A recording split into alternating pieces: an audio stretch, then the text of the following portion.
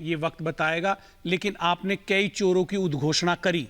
वो कथित रूप से जो चोर थे वो आज आपके साथ बैठे हैं। आप कहें तो मैं 2-4 लोगों के महाराष्ट्र से नाम ले सकता हूं। संजय अनुपम क्या बोल रहे हैं? लेकिन मैं आज देश को यह बताना चाहता हूं, देश अपनी सरकार के बारे में जान ले कि उनकी सरकार क्या कर रही है। भारतीय जनता पार्टी के केंद्र की नेतृत्व वाली सरकार का जो आईटी डिपार्टमेंट है, उसने 1993-94 का 54 करोड़, 2016-17 का 182 करोड़, 2017-18 का 179, 18-19 का 918 और 490-19-20 का टैक्स की पेनल्टी, जो एक बड़ा अमाउंट होता है, कांग्रेस पार्टी पे बनाने का काम किया है। ये आज मजबूर हैं, पुराना रिकॉर्ड खंगाल रहे हैं। मैं टैक्स पे भी है कि ये सशक्त टैक्स पे दुष्यंत जी मुकाबला नहीं हो सकता। टैक्स पर मैं शहजाद से जवाब लूं, उसके पहले एक मौका सबको दे देता हूं, उसके बाद चर्चा को और आगे बढ़ाएंगे। मैं आ रहा हूं अनुराग भदौरिया। अनुराग जी, क्या क्षेत्रीय दल ज्यादा मजबूत हैं, आप मानते हैं? क्योंकि आपने भी मजबूती दिखाई है यूपी में। दिख रहा है। ठीक है, सवाल है भारतीय जनता पार्टी के पास मुद्दा, चूंकि जनता की बात तो कर ही नहीं सकते, न जनता के मुद्दों की बात कर सकते हैं, तो पार्टी के अंदर में खोज रहे हैं कौन। हर ये तो इंडिया गठबंधन है या लोकतंत्र है।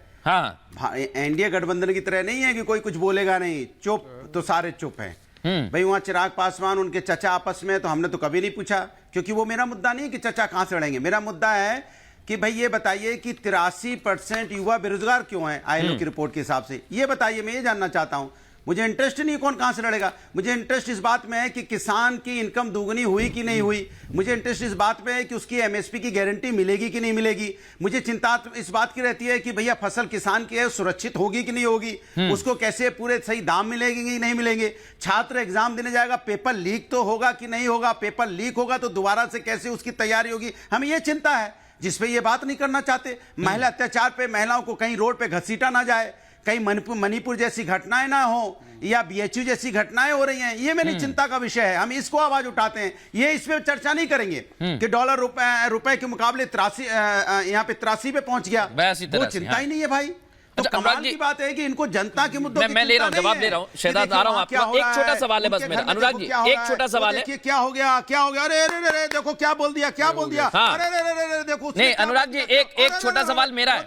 शहजाद इस पर ही जवाब देंगे, जितने आंकड़े आपने पूछे वो बताएंगे, तैयारी करके बैठे हैं। लेकिन एक मेरा छोटा सवाल है अनुराग जी, बस अनुराग जी एक छोटा सवाल है। मुद्दे बहुत सारे होते हैं, लेकिन आपके प्रत्याशी चयनित किए जाने के बाद हटाए जा रहे हैं, वो लोग कह रहे हैं कि हम जनता के बीच जाकर क्या मुंह दिखाएंगे।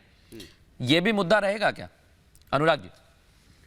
देखिए एक चीज वही तो मैं कह रहा हूं, ये मुद्दा ही नहीं है ना। सवाल तो इस बात का है, पार्टी कैंडिडेट। हमने पूछा क्या भारतीय जनता पार्टी के जो जवाब देंगे, जिनकी टिकट डिक्लेयर हुई, चाहे बाराबंकी के सांसद हो, एक बार चाहे बाराबंकी के सांसद हो, टिकट डिक्लेयर हुई, वापस कर दिया कि भैया हम नहीं लड़ेंगे। चाहे पवन सिंह को दिया, आसनसोल से दिया गो, वापस कर दिया, हम नहीं लड़ेंगे। 4 लोगों ने तो मना ही कर दिया। आंकड़े बताएंगे अब शहजाद पूनावाला, इसके बाद हर्षवर्धन जी के पास तुरंत जाऊंगा। हर्षवर्धन जी को भी फ्रेम में ले आइए। शहजाद पूनावाला सारे जवाब दे रहे हैं। अनुराग जी, आपके बेरोजगारी पर भी आपने जो पूछा है उसका भी जवाब देने के लिए तैयार है अनुराग? अरे जवाब ही नहीं लेने दे रहे हो आप। हमने कहा राहुल का 1 मिनट रुकिए ना, 10 सेकंड और रुक जाइए, 10 सेकंड। एक मिनट।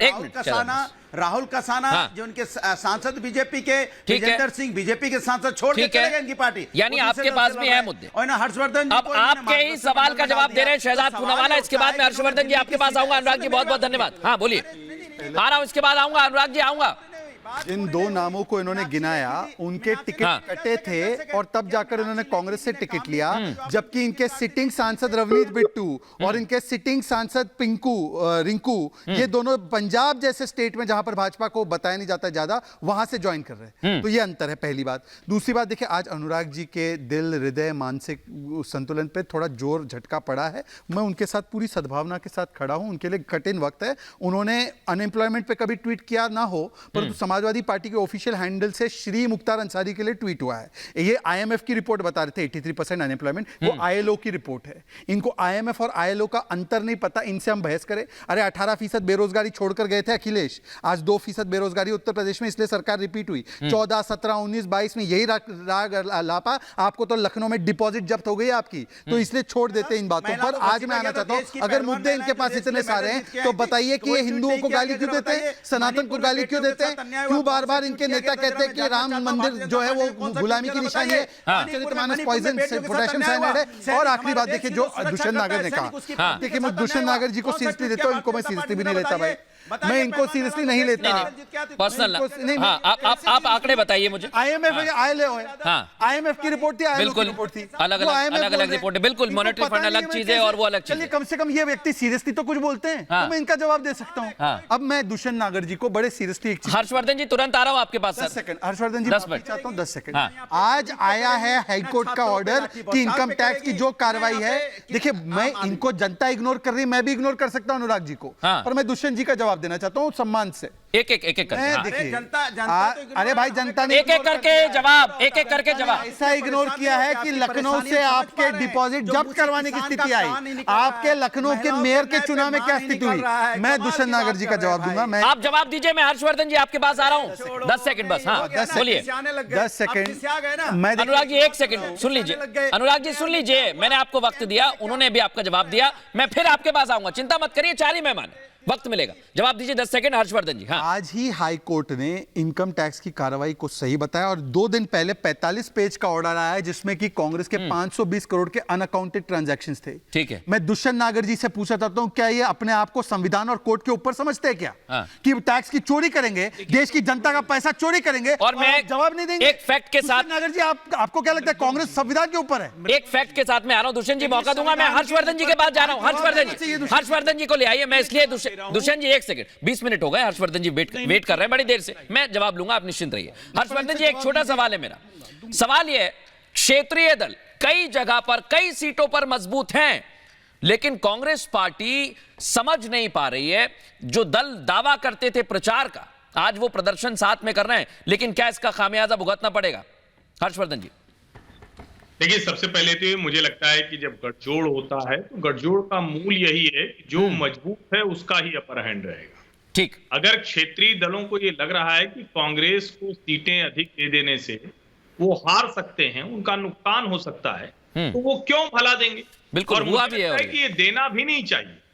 अब इसका दूसरा पहलू है, क्या कांग्रेस पार्टी अपनी उस जिसको कहते हैं ना कि अपनी ताकत के लिए कुछ कर भी रही है? तो इसका एक सवाल है जो मुझे लगता है कि ईमानदारी से अगर दुष्यंत जी दे पाए, क्योंकि अगर कोई कांग्रेस का प्रवक्ता होता तो मैं उससे पूछता, राहुल गांधी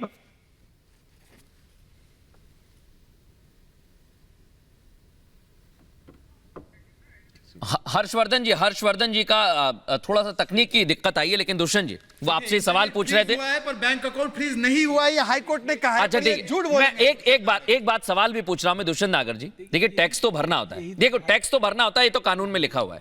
अब क्या दिक्कत आई बताइए? इनकी पार्टी ने कितना टैक्स दिया? हाँ, जवाब देंगे वो, पहले आप उनका जवाब दे दीजिए, फिर इसके बाद मैं अनुराग जी के पास भी जाऊंगा। हाँ, की जिसकी बात ये कह रहे हैं, जिस ऑर्डर के बारे में कह रहे हैं, ये पुराने वाले मसले का ऑर्डर है, जो आज 1800-1700 करोड़ रुपए का जो नोटिस आया है, जो आंकड़े मैंने गिनवाए हैं उनका बता दीजिए आप। 1993 का आप आज वसूली करना चाहते हैं करोड़ों के अमाउंट में, ये क्या देश की जनता इसको देख रही है? और देश की जनता इनको जवाब देगी। तो इस तरह से जो हमारी प्रमुख विपक्षी पार्टी है कांग्रेस पार्टी देश की, उसको कमजोर करने का प्रयास किया जा रहा है। ये हमला कांग्रेस पार्टी पे नहीं है, मैं इस पर और भी विस्तार से चर्चा करूंगा। पे हमला है, ठीक है, ये लोकतंत्र पे